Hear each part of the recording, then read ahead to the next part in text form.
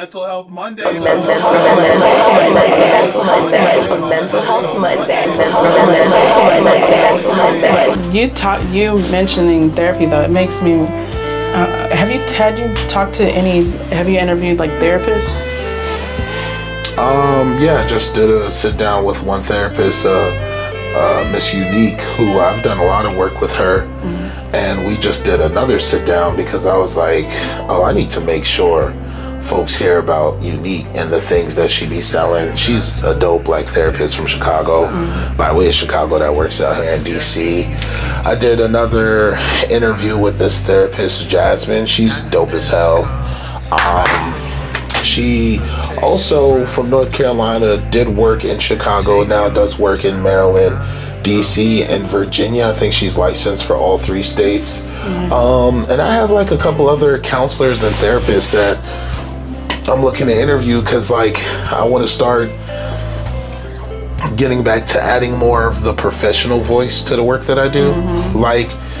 Because remember, you have Get Home Safe is broken down into 3 sections: therapy, wellness, community. So for you, you're on the community side because you're the real story of going through it.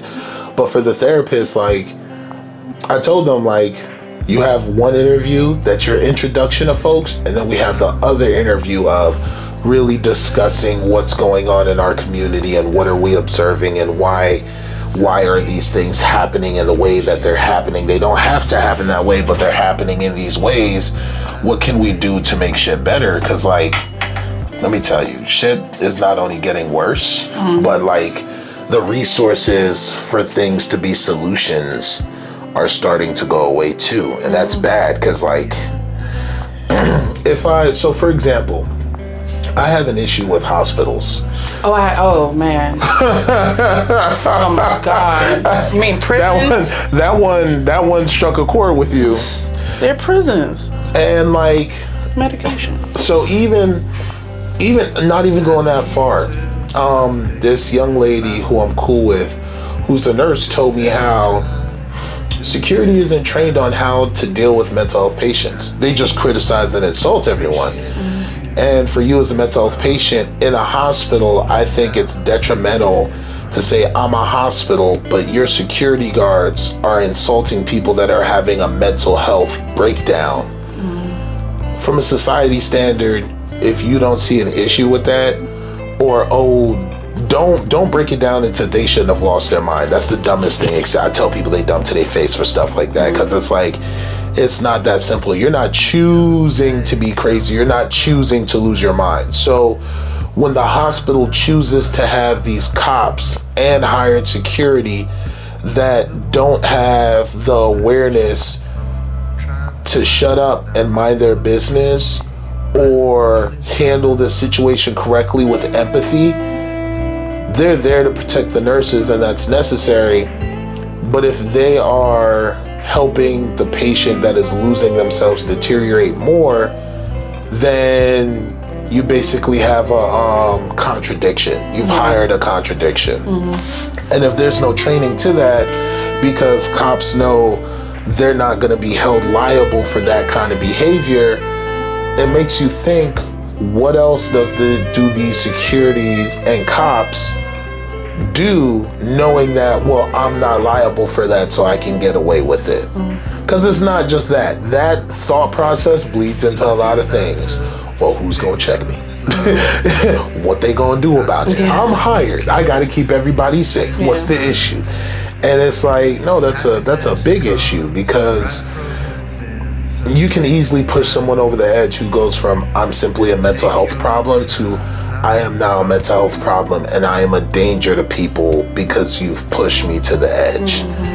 And I now need to express myself. And you and I know when you've lost it mentally, you find different forms of expression to get your message across. The message doesn't have to make sense, but I know I was heard. That's it. Yeah.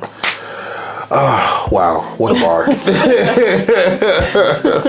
What are your feelings on hospitals when it comes to mental health emergencies? I just do not think that hospitals are, my experience, I'm just going to speak from my experience and the experience of some of my friends. Yeah. I don't think that they respond. They have the correct, like you were saying, they have the correct attitude. I don't even think it's just security. I think it's the whole, like, hospital doesn't have the correct attitude towards people with, you know, mental illnesses. They treat, like, I was in the hospital, I felt like we were treated like just slightly better than prisoners, where it's like there is some like empathy in it, where it's like, okay, let's have a session, let's have a therapy session, let's have occupational therapy, where there's things where we can engage in that are, you know, that are helpful to us. But, you know, it's just like, for one, like the ground, let's just talk about the physical part of it. Like, the grounds are so uncomfortable. Yeah.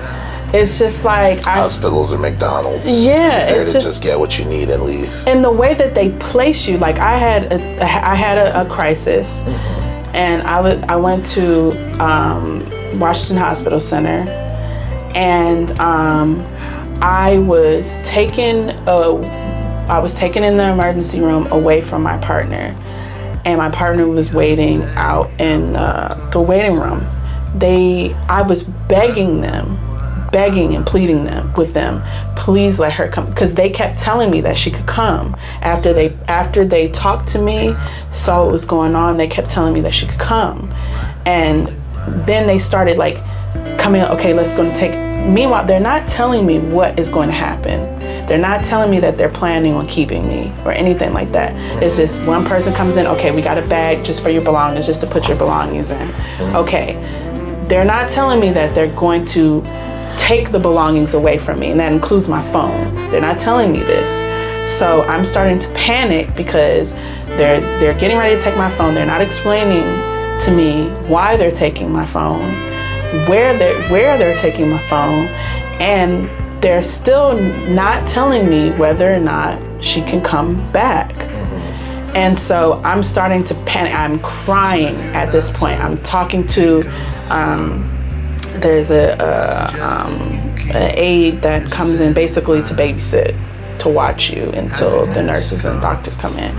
And so I'm begging with this person. I was like, please, could you please tell me or get someone to tell me if she can come back? And if she can't come back, I need somebody to tell her that. I need somebody to let her know what's going to happen, so that she's not out there by herself for 3-4 hours not knowing what the fuck is going on. Yeah. So all this is going on, nurses coming in. Again, people are telling me different things. Tell me the doctor's going to come in. The doctor came in and asked me what was going on. I told them that I was feeling depressed and I was feeling this. And the doctor said, well, it sounds like you have an illness that you're not treating, which is bullshit. How do you know that I'm not treating my illness? How do you know that? I haven't had a crisis like this in over 3 years. You come in and you see me in the hospital one time, and then you make an assumption that I'm not treating my illness. We haven't had a full conversation. No. You don't have anything about my background, therapist that I've been sitting down with, the medication I may be taking, an assumption off of one conversation. No, absolutely not. Yeah. Didn't inquire like that. The fact that if I was seeing therapy, I was seeing my therapist faithfully. Yeah. So I was insulted by that. Of course. It was like, it was very judgmental, and it didn't seem at all concerned with what was actually going on. And so then I'm taken in a back room. The social worker comes in, and at this point they're trying to, they're planning on keeping me, but then they're asking me, then he finally asked me, do you think you need to be kept? And I tell them no. I have to wait a few hours before they talk to the doctor to assess. Finally in the morning, I'm allowed to go home.